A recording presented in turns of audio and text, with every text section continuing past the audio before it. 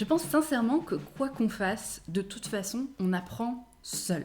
Parce que c'est pas ton prof qui apprend, c'est pas ton manuel qui apprend, c'est pas ton application qui apprend, c'est toi. Et du coup, il faut que ce soit toi qui te prenne en main, il faut que ce soit toi qui sois l'acteur de ton apprentissage. Et pour ça, j'ai une stratégie que j'utilise avec mes élèves. Alors, des stratégies pour apprendre des langues, des méthodes pour apprendre des langues, il y en a plein, il y en a plusieurs, tout dépend de comment toi tu aimes apprendre. Mais ça, c'est la stratégie que personnellement j'utilise avec mes élèves, c'est la stratégie que j'aide mes élèves à mettre en place. Et voilà comment ça marche. J'appelle ça la méthode en 3 étapes. Et elle est très simple. Cette méthode en 3 étapes, elle a un avantage majeur, c'est qu'elle est très facile à mettre en place, ça c'est la première chose. Et puis en plus, elle donne des résultats très rapidement. C'est-à-dire que le but de cette méthode, c'est que tu commences à communiquer, c'est que tu commences à utiliser ton français très rapidement. Donc ça s'appelle la méthode en 3 étapes. Donc il y a 3 étapes. La première étape, c'est d'apprendre des phrases par cœur. Et je dis bien des phrases, pas des mots, pas des règles de grammaire, des phrases. Par exemple, on va aller apprendre la phrase « Comment ça va ?» Comment ça va? How are you? Comme ça, on peut l'utiliser dès le début et on peut la reconnaître dès le début quand quelqu'un nous parle ou quand on la lit dans un texte. Et on peut l'utiliser aussi. On n'a pas besoin de penser à « ok, c'est quoi le mot pour comment ?» Ok, maintenant, comment est-ce que je fais une question en français, etc.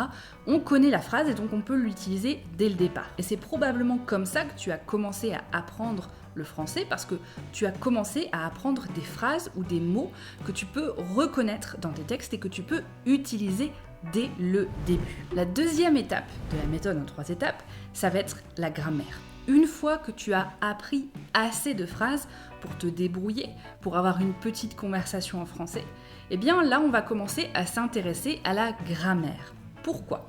Parce qu'une fois que tu connais ces phrases, t'intéresser à la grammaire et regarder les règles de grammaire, ça va être plus facile puisque tu connais déjà les exemples. Tu connais les exemples et donc du coup, tu peux reconnaître les règles tout seul. Et ensuite, la troisième étape de cette méthode, ça va être l'immersion. C'est-à-dire qu'une fois que tu auras assez de phrases pour te débrouiller et assez de grammaire pour pouvoir modifier ces phrases et comprendre comment elles sont, donc c'est pas toute la grammaire, c'est pas toutes les phrases en français, c'est une petite portion.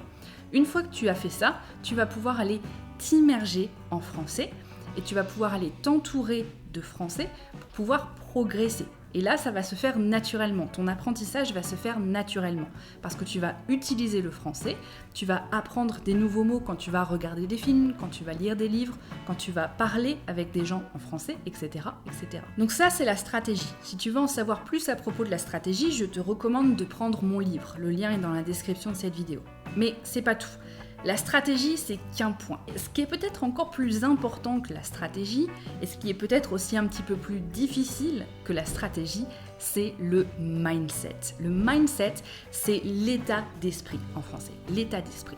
Et ça, c'est très très important parce que soit ton mindset, ton état d'esprit va te ralentir et donc ça va être difficile de progresser, soit il va t'aider. Et dans ce cas-là, ça va être plus facile de progresser. Et donc moi, j'ai 4 conseils à te donner par rapport à ton état d'esprit quand tu apprends les langues. Le premier conseil, c'est de parler français autant que possible, tout le temps. Et ça, je ne le répète pas assez, il faut parler français tout le temps. C'est pas grave si tu es tout seul, c'est pas grave si tu parles français à ton chien, c'est pas grave si tu parles français à ta télé, mais parle français. Utilise les mots que tu apprends, utilise les phrases que tu apprends, utilise les règles que tu apprends, sinon ça reste tout dans ton cerveau et ça ressort pas. Et c'est compliqué de ressortir ce que tu as dans ton cerveau.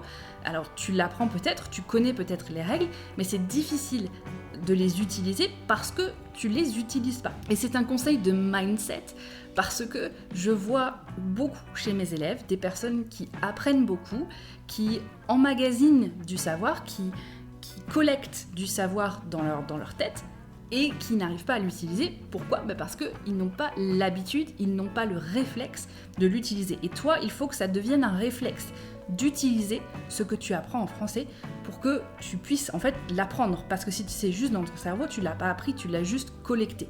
C'est différent. Le deuxième conseil que je vais te donner, et c'est lié au premier conseil, c'est il ne faut pas être perfectionniste. Il ne faut pas être perfectionniste. Un perfectionniste, c'est quelqu'un qui essaye d'être toujours très très bon, d'être toujours parfait dans les petits détails.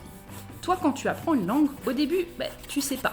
Il y a plein de choses que tu sais pas. Et donc, quand tu vas parler français, quand tu vas essayer de comprendre le français, ça ne va pas être parfait. C'est pas possible d'être parfait. Même les personnes qui sont à un niveau très très avancé de français ne sont pas parfaits. Même les natifs ne sont pas parfaits. Donc, je n'attends pas de toi en tant que prof de français, et tu ne devrais pas attendre ça de toi non plus, d'être parfait. Arrête de vouloir être parfait, ça sert à rien. Conseil numéro 3, et c'est lié encore une fois à cette notion de perfection, c'est il ne faut pas te morfondre. Te morfondre, c'est quand tu te concentres sur tes erreurs. C'est quand tu dis « Oh là là, j'ai fait une erreur, c'était pas bien » et que ça tourne dans ta tête et que tu restes focus en fait sur cette erreur. Non, t'as fait une erreur, c'est pas grave, on passe à autre chose. C'est comme les athlètes au JO. Ils ont fait une erreur, ok d'accord, mais la compétition continue et donc il faut toujours continuer à pousser derrière. J'ai fait une erreur, ok c'est pas grave, je ferai mieux la prochaine fois. C'est ça qu'il faut que tu te dises en fait dans ta tête. Et quatrièmement, et ça va peut-être te paraître un petit peu contre-productif, c'est quelque chose qu'on n'attend pas, quelque chose qui est surprenant par rapport à ce qu'on veut faire, eh bien c'est de ne pas trop en faire. Beaucoup de mes élèves sont très sérieux. C'est très très bien, ils sont super. Ils regardent des films en français, ils lisent des livres en français, ils parlent en français, ils utilisent Duolingo en français, ils écrivent en français, etc. Sauf que au bout d'un moment, ils en font trop. Et trop en faire, eh bien c'est pas bon non plus. Surtout quand tu débutes le français.